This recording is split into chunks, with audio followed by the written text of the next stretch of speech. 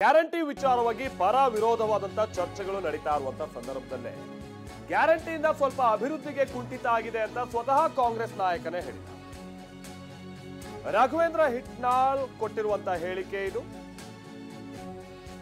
ಅಭಿವೃದ್ಧಿ ಕೆಲಸ ಆಗ್ತಾ ಇವೆ, ಆದ್ರೆ ಬಹಳ ಸ್ಲೋ ಆಗಿವೆ ಅಥವಾ ಕುಂಠಿತ ಆಗಿವೆ ಅನ್ನೋದನ್ನ ರಾಘವೇಂದ್ರ ಹಿಟ್ನಾಳ್ ಹೇಳ್ತಾ ಇದ್ದಾರೆ.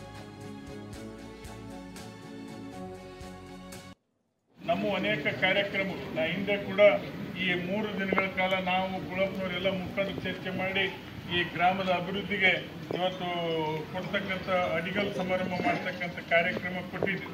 ಮತ್ತೆ ಮಳೆ ಇರೋದ್ರಿಂದ 2 ದಿನ ಒಂದು ವಾರ ಪೋಸ್ಟ್ಪೋಂಡ್ ಆಯಿತು. ಮತ್ತೆ ಇದೆಲ್ಲ ಬಂದಿದೆ. ಈ ವಾರದಲ್ಲಿ ನಾವು ಎಲ್ಲ ಮುಖಂಡರುಗಳ ಜೊತೆ ಬರ್ತೇವೆ. ಅಭಿವೃದ್ಧಿ ಕಾರ್ಯಕ್ರಮಕ್ಕೆ ಇವತ್ತು ಹೆಚ್ಚು ಅನುಕೂಲತೆಯನ್ನು ಮಾಡೋಣ. ಮತ್ತು ಎಲ್ಲ ಮುಖಂಡರು ಹೈಸ್ಕೂಲ್ ಬೇಕಂತ ಕೇಳಿದ್ವಿ. 2-3 ಸತಿ ಬೆಂಗಳೂರಿಗೆ ಬಂದಿವಿ.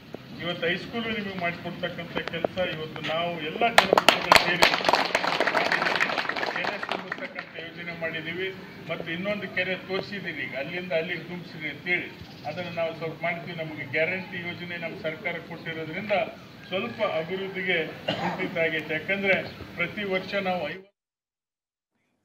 ಸ್ವತಃ ಮುಖ್ಯಮಂತ್ರಿಗಳ ಆಪ್ತರೇ ಆಗಿರುವಂತಹ ರಾಘವೇಂದ್ರ ಹಿಟ್ನಾಳ್ ಅವರೇ ಈ ರೀತಿಯಾಗಿ ಸ್ವಲ್ಪ ಕುಂಠಿತ ಆಗಿದೆ ಹೌದು ಅಂತ ಒಪ್ಕೊಂಡಿರುವಂತದ್ದು. ಸಹಜವಾಗಿ ನಾಳೆಯಿಂದ ವಿಪಕ್ಷಗಳಿಗೆ ಇದೊಂದು ಅಸ್ತ್ರ ಆಗ್ಬಹುದು ಅಂತ ಕಾಣಿಸುತ್ತೆ, ಸರ್ಕಾರದ ವಿರುದ್ಧವಾಗಿ ಟೀಕೆ ಟಿಪ್ಪಣಿ ಮಾಡುವಂತ ನಿಟ್ಟಿನಲ್ಲಿ.